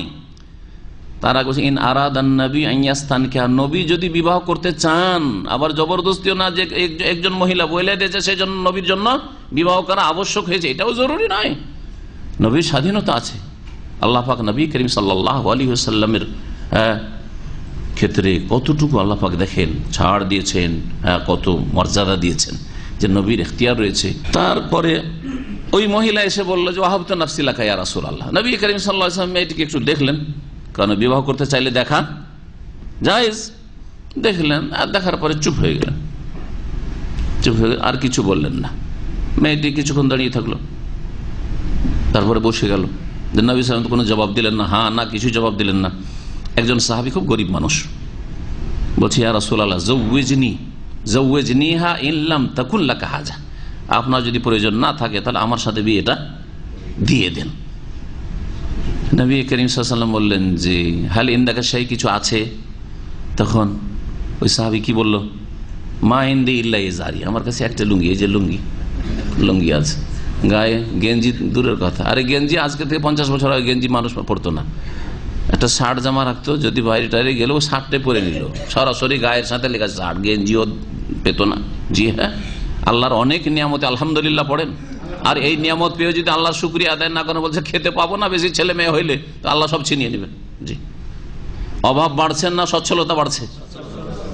জি, পকেটে একটা মোবাইল যে আছে, এই মোবাইল গোটা মাসে আপনার বাপ মা এত টাকা খরচ করে খাওয়াইতে পারি না আপনাকে, অত টাকার একটা পকেটে মোবাইল নিয়ে ঘুরছেন আপনি। নবী করিম সাল্লাল্লাহু আলাইহি ওয়াসাল্লাম বললেন যে তোমার কাছে এটা লুঙ্গি আছে, তো লুঙ্গি দিয়ে দিলে তুমি কি করবে? উলঙ্গ থাকবে? যাও কিছু তলাশ করো, বাড়িতে গিয়ে তলাশ করো, কিছুই পারে। বলছে মা ইনদি শাই ইয়া রাসূলুল্লাহ, কিছুই নাই। বলছে ইলতামিস ওয়ালাউ খাতাম মিন হাদিদ, ওই সময় বলেছেন যাও তলাশ করো, একটা লোহার আংটি হইল, স্বর্ণের আংটি নেই, চাঁদির আংটি নেই, কারণ স্বর্ণের আংটিও মেয়েকে দেওয়া যায়, পুরুষদের জন্য জায়েজ না স্বর্ণ, যাও একটা লোহার আংটি তলাশ কর। ওই হাদিসটাকে এখানে সংক্ষেপ করে দেওয়া হয়েছে যে একজন লোকের নবী সাল্লাল্লাহু আলাইহি ওয়াসাল্লাম বিয়ে দিয়েছিলেন লোহার আংটি দিয়ে। লোহার আংটি দিয়ে বিয়ে হয়, লোহার আংটিও তো খুঁজে পায়নি, তো বিয়ে দিয়েছিলেন কি দিয়ে? হাল ইনদাকা শাইউম মিনাল কোরআন, কিছু কোরআন মুখস্থ আছে? বলছে নাম সূরাতা কাযা কাযা, অমুক অমুক সূরা মুখস্থ আছে। বলছে যাও ফাকাদ যাওয়াজতুকা বিমা মাকা মিনাল কোরআন, তোমার যে কোরআন আছে মুখস্থ, ওই কোরআনের বিনিময়ে তোমার বিয়ে দিয়ে দিলাম এই মেয়ের সাথে। ফাআল্লিমহা, এই নয় যে তোমার কোরআন আছে হাফেজ অথবা আলেম সেই জন্য তোমার এই মর্যাদার জন্য বিয়ে দিলাম, না, ওকে কোরআন শিখিয়ে দাও, পারিশ্রমিক কোরআন শিখিয়ে দেবেন, যে তালিম, এই যে উপকারটা করলেন এটাই হচ্ছে মোহর। তাহলে মোহরের জন্য স্বর্ণ চাঁদি হইতে হবে, এই ফতোয়া ঠিক না। বলছেন আসলুল হাদিস ফিস সহিহাইন, ভাষ্যকার বলছেন যে এই হাদিস যে সংক্ষেপ করা হয়েছে এর মূল হাদিসটি সহিহাইন, সহিহ বুখারী মুসলিম রয়েছে। আলী রাদিয়াল্লাহু তাআলা আনহু থেকে বর্ণিত 900 নম্বর হাদিস, কালা বলছেন লা ইয়াকুনুল মাহরু, আলী রাদিয়াল্লাহু তাআলা বলছেন মোহর হবে না আকাল্লা মিন আশারাতে দারাহিমা, 10 দিরহামের নিচে, 10 দিরহামের কমে মোহর হবে না। কে বলছেন? আলী রাদিয়াল্লাহু। আখরাজাহু দারাকুতনি, হাদিস ইমাম দারাকুতনি তার সুনানে বর্ণনা করেছেন, কিন্তু হাদিস মওকুফ, মানে নবী সাল্লাল্লাহু আলাইহি ওয়াসাল্লামের কথা এটি নয়। কার কথা? আলী রাদিয়াল্লাহু তাআলার কথা, 1 নম্বর। 2 নম্বর কথা, আলী পর্যন্ত পৌঁছাতে সনদে ওয়াফি সানাদিহি মাকালুন, এর সূত্রে সনদে আপত্তি রয়েছে, দোষ ত্রুটি রয়েছে। ভাষ্যকারের জন্য শেখ আল বাসাম বলছেন আল হাদিস যায়িফুন, হাদিস হচ্ছে দুর্বল। হাদিস কি? দুর্বল। কেউ কেউ হাসান বলেছেন, তবে এই হাদিস কেন দুর্বল? বলছেন আন্নাফি ইসনাদিহি মুবাশশির বিন উবাইদ, মুবাশশির বিন উবাইদ রয়েছে। ইমাম আহমদ তার সম্পর্কে বলছেন ওয়াকানা ইয়াদাউল হাদিসা, এ মুবাশশির বিন উবাইদ হাদিস গড়তো, জাল হাদিস বানাতো, মিথ্যুক ছিল সে। তাহলে হাদিস এমন ব্যক্তি বর্ণনা করেছে যেই ব্যক্তি জাল হাদিস গড়তো, তাহলে হাদিস জালও হইতে পারে, আলী রাদিয়াল্লাহু তাআলা আনহু সম্পর্কে মিথ্যাও হইতে পারে কথাটি, আর কমপক্ষে হাদিস যায়িফ। কমপক্ষে হাদিস কি? যায়িফ, এবং তার সাথে মওকুফ, নবীর মারফু নয়, মওকুফুন যায়িফুন, দুর্বল হাদিস। তাহলে এই হাদিস দ্বারা এই মাসলা সাব্যস্ত হয় না যে 10 দিরহামের কমে কি হবে না, মোহরানা হবে না। আর 1 দিরহাম 4 আনার চাইতে একটু বেশি, তার মানে 10 দিরহামে 2.5 থেকে 3.25 ভরি, কত? 3.25 ভরি দিরহাম চাঁদি, বুঝছেন না? এটা হচ্ছে হানাফি ফতোয়া। হানাফি মাযহাবে 10 দিরহামের নিচে মোহর হবে না। দ্বিতীয় ফতোয়া যে কোন উপকার দিয়ে মোহর হবে না, এই যে তালিম দিয়ে, কোরআন শিখিয়ে দিয়ে মোহর হবে না, জুতা স্যান্ডেল দিয়ে মোহর হবে না, অন্য কোনো মাল সামান কাপড় চোপড় ফার্নিচার দিয়ে মোহর হবে না। তাদের কাছে নাকদাইন হইতে হবে, অর্থাৎ স্বর্ণ অথবা চাঁদি, বা স্বর্ণ চাঁদির বিকল্প টাকা পয়সা, রিয়াল, ডলার ইত্যাদি সব হইতে হবে। কারেন্সি হইতে হবে। এই মাসলা, এই ফতোয়া ঠিক নাই। এটা হচ্ছে আহলে কুফা বা আবু হানিফা হানাফিদের ফতোয়া। আর একটি ফতোয়া হচ্ছে ইমাম মালিক রহমতুল্লাহ, তিনি বলছেন যে রবো দিনার, 1 দিনারের 4 ভাগের 1 ভাগ, মানে সিকি দিনার, 1 দিনারের 4 ভাগের 1 ভাগ। এই রবো দিনার হইতে হবে কমপক্ষে 1/4 দিনার হইতে হবে মোহর তার মতে। আর অধিকাংশ ওলামার, ইমাম আহমদ, ইমাম শাফি, অন্যান্যরা মুহাদ্দিসিন আহলে হাদিস, তারা বলছেন যে মোহরের সর্বনিম্ন কোনো পরিমাণও নেই আর সর্বঊর্ধ্ব কোনো পরিমাণ নেই, যে এখানে এসে এর বেশি করা যাবে না, এর নিচে নামানো যাবে না, এমন কিছু নেই। যাতে মেয়ে পক্ষ রাজি হয়ে যায় যে কোনো মাল সামানের মাধ্যমে, এমনকি মাল সামান ছাড়াও, যেমন বললাম কোনো উপকার করে দিয়ে পারিশ্রমিকের মাধ্যমেও বিবাহ হতে পারে, সেটাও মোহর বলে গণ্য হইতে পারে। হাদিস যেটা দলিলে পেশ করেছে আহনাফরা, এই হাদিস আলী রাদিয়াল্লাহু তাআলা হাদিস দেখলেন যে জয়ীফ এবং মওকুফ। উকবা বিন আমির রাদিয়াল্লাহু তাআলা আনহু থেকে বর্ণিত, তিনি বলেন কানা রাসূলুল্লাহ সাল্লাল্লাহু আলাইহি ওয়াসাল্লাম বলেছেন, খায়রুস সাদাকি আইসারুহু, সবচাইতে উৎকৃষ্ট মোহর, সবচাইতে উত্তম মোহর হচ্ছে অল্প মোহর, যে মোহর সহজ, যার জন্য যতটা সহজ হয় সেটা হচ্ছে সবচেয়ে উত্তম মোহর। তাহলে একজন গরিব মানুষের জন্য অল্প কিছু পয়সা, 200-500 টাকা, 1000 টাকা, 2000 টাকা, 5000, 10,000 টাকা, এটা হচ্ছে সবচাইতে কি উৎকৃষ্ট মোহর, বরকতের মোহর। ধনী লোকদের জন্য বলবো না যে এই অল্প মোহর তাদের জন্য বরকতের, ধনী লোক যাদের লাখ লাখ টাকা, কোটি কোটি টাকা তাদের আয় ইনকাম রয়েছে, তাদের জন্য 5 লাখ 10 লাখ টাকা কোনো দোষের কথা নেই, তাদের জন্য ঠিক আছে। আখরাজাহু আবু দাউদ, ইমাম আবু দাউদ হাদিস বর্ণনা করেছেন, ওয়াসাহাহুল হাকিম, ইমাম হাকিম হাদিসটিকে সহিহ বলেছেন। আর একটি হাদিস রয়েছে ওয়ালাহু ইসনাদুন খায়রুম মিন হাযা, এই হাদিসটি হাসান, যে হাদিসটি এখানে 901 নম্বর হাদিস। আর একটা হাদিস এর চাইতে সুন্দর সনদে রয়েছে মুসনাদে আহমদে, বলছে ইন্না মিন ইউমনিল মারআতি, নারীর বরকত হচ্ছে তাইসির ও খিদবাতিহা, তার প্রস্তাব পেগামকে সহজ করা, প্রস্তাব দেওয়ার ক্ষেত্রে জটিলতা না পয়দা করা, ওয়া তাইসির ও সাদাকেহা, আর মোহরকে সহজ করে দেওয়া, ওয়া তাইসির ও রাহেমেহা, আর জরায়ু সহজ হওয়া, অর্থাৎ তাড়াতাড়ি বাচ্চা ধরে যাওয়া, বিবাহের পরেই যদি গর্ভধারণ করে, এটা হচ্ছে নারীর বরকতের লক্ষণ। আর বাচ্চা না হওয়া, যাদের হয় না, বলিয়েন না যে বরকত নাই, দোয়া করেন আল্লাহ পাক রব্বুল কাছে, তাতে হিকমত রয়েছে। আর সাধারণ লোক না, বড় বড় অনেক বড় বড় আলেমদের, তাদের ছেলেমেয়ে হয়নি। আর আপনার যারা সৌদি আরবের সবচেয়ে বড় আলেম এখন আল্লামা সালেহুল ফৌজান, নিঃসন্তান আল্লামা সালেহুল ফৌজান, যার মুলাখাস ফিকহি এর আগে কোর্সে পড়িয়েছিলাম, বড় আলেম তিনি, হায়াতে কবুল আলমার। তার বাড়িতে আমরা গেছি, দায়রা গিয়ে বসেছি, আসর থেকে মাগরিব বাইশা পর্যন্ত একবার বৈঠক হয়েছিল 1 বছর আগে। সুবহানাল্লাহ, বিশাল বাড়ি, খালি পড়ে আছে, কেউ। তার ভাতিজারা এসে আমাদেরকে সব গাহুয়া খেজুর আর যা করে আরবদের আপ্যায়ন তাই করলো, কেউ নেই, ছেলেও নেই, মেয়েও নেই, কিছু। আল্লাহ পাকের হিকমত, কুল ফালিল্লাহিল হিকমাতুল বালিগা, আল্লাহ পাকের প্রত্যেকটি কাজে আদেশ নিষেধে হিকমত রয়েছে। এই যে হাদিসগুলি এর আগে আলোচনায় আসলো, সেই হাদিসগুলি কি প্রমাণ করে? আর একটা হাদিস আছে, শেষ করে দেবো। হাদিসগুলি প্রমাণ করে যে বিবাহ করার ক্ষেত্রে যে কোনো অল্প পরিমাণ কোনো কিছু বিবাহ হইতে পারে। ছাতুর কথা আসলো, খেজুরের কথা আসলো, স্যান্ডেল কথা আসলো, লোহার আংটির কথা আসলো, 10 দিরহামের কথা আসলো। এইগুলি প্রমাণ করে যে মোহরটা আসল উদ্দেশ্য না, মোহর হচ্ছে একটি মাধ্যম মাত্র, যেটা লক্ষ্য উদ্দেশ্য না। বিবাহের ক্ষেত্রে টার্গেট বেশি করে মোহর আদায় করা, এটাও নয়, আর বেশি করে মোহর দেওয়া, এইটাও নাই। বেশি খরচ খরচা করা বিবাহে অনুষ্ঠানে, এটা আসল লক্ষ্য উদ্দেশ্য নাই। যত খরচ কম হবে তত বেশি বিবাহে বরকত। ওয়ান আয়েশা রাদিয়াল্লাহু তাআলা আনহা, আয়েশা রাদিয়াল্লাহু তাআলা আনহা থেকে বর্ণিত একটি শেষ হাদিস, এখানে এটা দিয়ে শেষ করি। আন্না আমরা বিনতাল জাউন তাআওয়াজাত মিন রাসূলিল্লাহ সাল্লাল্লাহু আলাইহি ওয়াসাল্লাম হিনা উদখিলাত আলাইহি, নবী করিম সাল্লাল্লাহু আলাইহি ওয়াসাল্লাম এক মহিলাকে বিবাহ করেছিলেন, কিন্তু বিবাহটিকে নিয়ে তালাক দিয়ে দিয়েছেন নবী করিম সাল্লাল্লাহু আলাইহি ওয়াসাল্লাম। মহিলার নাম ছিল আমরা বিনতে আল জৌন, জৌনের মেয়ে আমরা। যখন নবী সাল্লাল্লাহু আলাইহি ওয়াসাল্লামের কাছে উনি আসলেন, কেউ তাকে শিখিয়ে দিয়েছে যে নবী সাল্লাল্লাহু আলাইহি ওয়াসাল্লামের কাছে গেলে আল্লাহর আশ্রয় চাইতে হয়, আউযু বিল্লাহি মিনকে বলবে তুমি, কিন্তু তাকে ভুল বোঝানো হয়েছে। উনি ভালো নিয়েতে বলেছেন যে আমি একটা নতুন ব্যক্তির সাথে সাক্ষাতে যাচ্ছি, তার সাথে দাম্পত্য জীবন গড়তে যাচ্ছি, হয়তো এরকম বললে ভালো হবে, আউযু বিল্লাহি মিনকে। যখন তাকে নবী সাল্লাল্লাহু আলাইহি ওয়াসাল্লামের ঘরে ঢোকানো হইল, তানি লাম্মা তাজাওয়াজা, অর্থাৎ যখন বিবাহ করলো এবং সাক্ষাৎ হলো, ফাকালাত, ওই মহিলা তাআওয়াজাত মিন রাসূলিল্লাহ, রাসূলুল্লাহ সাল্লাল্লাহু আলাইহি ওয়াসাল্লাম থেকে আল্লাহর আশ্রয় গ্রহণ করেছিল। কি বলেছিল? অন্য রিওয়ায়াত রয়েছে, যেমনই এসছে দেখা হয়েছে, বলছে আউযু বিল্লাহি মিনকা, আপনার থেকে আল্লাহর আশ্রয় চাইছি, আপনার থেকে আল্লাহর আশ্রয় চাইছি। কেউ যদি আশ্রয় চায়, নবী সাল্লাল্লাহু আলাইহি ওয়াসাল্লাম একটি হাদিস রয়েছে, কেউ যদি আল্লাহর আশ্রয় চায় তাহলে তাকে আশ্রয় দাও, আর তুমি যদি পারো এই কাজটা করতে। মানিস্তাআযা বিল্লাহি ফাআইযুহু, কিতাবুত তাওহীদ, এই হাদিসটি একটি অধ্যায় এসেছে। কেউ যদি আল্লাহর কাছে আশ্রয় গ্রহণ করে আর তুমি আশ্রয় দিতে পারছো, আল্লাহর ওয়াস্তে ভাই রে আমাকে মারতে আসছে, আপনার বাড়িতে একটু আশ্রয় দেন, কেউ যদি আপনাকে বলে, এই হাদিস থেকে মশলা, তাহলে রাস্তায় তাকে ধাক্কা দিয়ে বের করে দিয়ে না, হ্যাঁ ভয় পাচ্ছে সে, বাড়িতে আশ্রয় দেন তাকে। কিন্তু চোর ডাকাতকে, অপরাধীকে নাই, অপরাধীর না, নিরীহ ব্যক্তিকে। চোর বলছে পুলিশ ধরতে আসছে, আমাকে একটু আশ্রয় দেন, লুকাইতে দেন।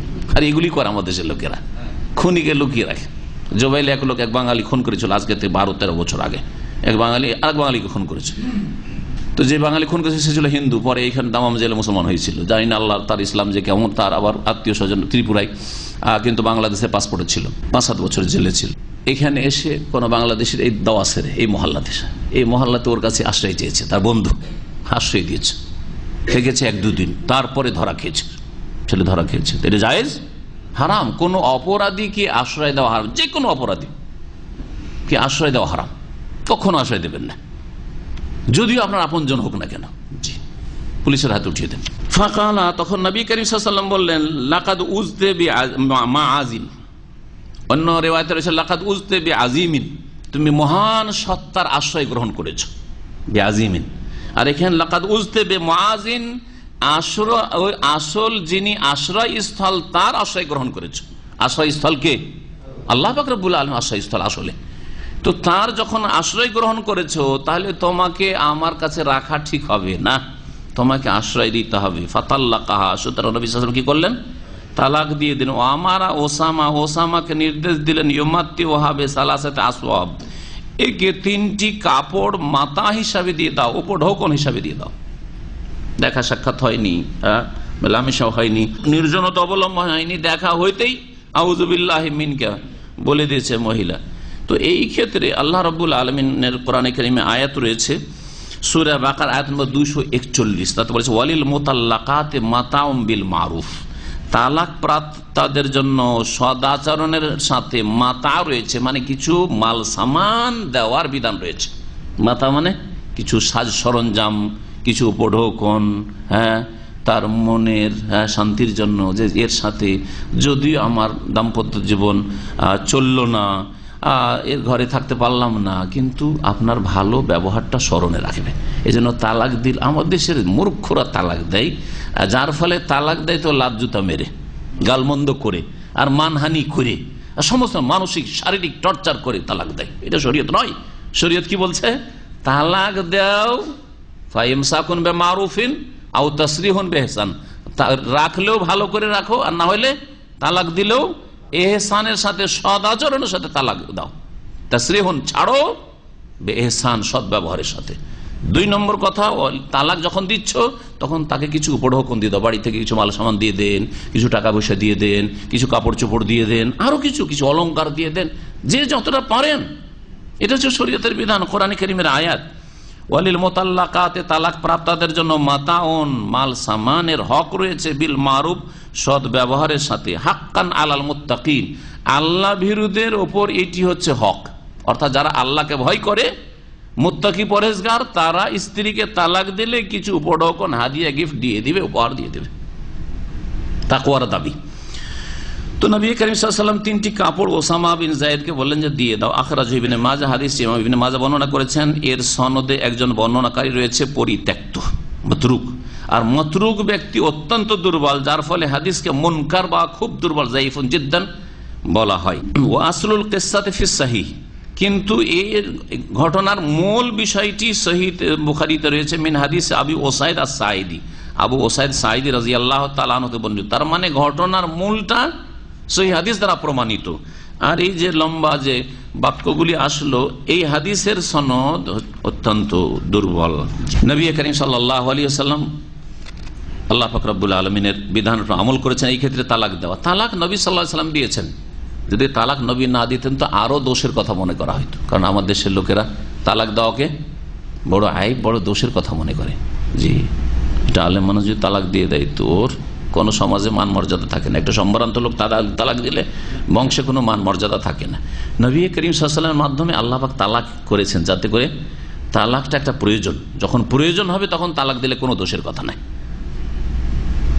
যখন দেখছেন যে সে আল্লাহর প্রতি বিশ্বাসী রাখে না, শিরকি আকীদা রাখে, অথবা নামাজ পড়ে না, অথবা তার চরিত্র নষ্ট, চরিত্রহীন, অথবা আপনার জানের ঝুঁকি আছে, বুঝতে পারছেন যে এ মেরে দিতে পারে, হ্যাঁ আমার খাবারে কখনো বিষ মিশিয়ে দিতে পারে, তারপরে ওকে নিয়ে থাকতে হবে।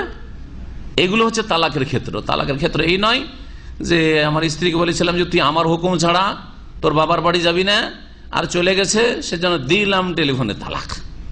জেলখানাতে বন্দি করে রেখে চলে এসছেন, আপনার বাবার বাড়ি ওকে থাকতে হবে, কোন শরীয়ত আছে? বোঝা গেছে? আমাদের সমাজের বা এই প্রবাসীরা অধিকাংশ তালাক দেয় এইরকম ক্ষেত্রে। আমার বিনা হুকুমে কেন গেল ওর বাবার বাড়ি? আমার বিনার হুকুমে আমি যে বলেছি আমার মায়ের কাছে থাকতে হবে, আরে কোন শরীয়ত আছে এটা যে তুমি থাকবে বিদেশে আর তোমার মায়ের বাড়ি আর তোমার বাবার বাড়ি থাকতে হবে? তোমার মায়ের জন্য কাজের মেয়ের ব্যবস্থা করে দাও। তো যাই হোক, এই বিষয়গুলো বোঝার চেষ্টা করবেন। তালাক শরীয়তে এই যে ইঙ্গিত করলাম ওইগুলিতে আছে, দ্বীনি বিষয়, আখলাকি চারিত্রিক বিষয়, অথবা জানের বা সম্পদের রিস্ক আছে, আপনার সম্পদ পাচার করে। জি হ্যাঁ, এরকম ক্ষেত্র, এটা এই ধরনের বড় বড় ক্ষেত্র যেগুলো রয়েছে।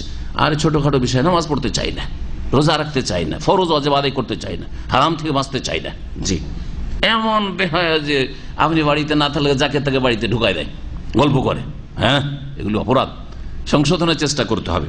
আল্লাহ পাক রব্বুল আলামিন যেন আমাদের তৌফিক দান করেন সংশোধন করা সকলে। আর যদি সংশোধন না হয় তখন শেষ অগতির গতি হচ্ছে তালাক। তালাক শেষ গতি।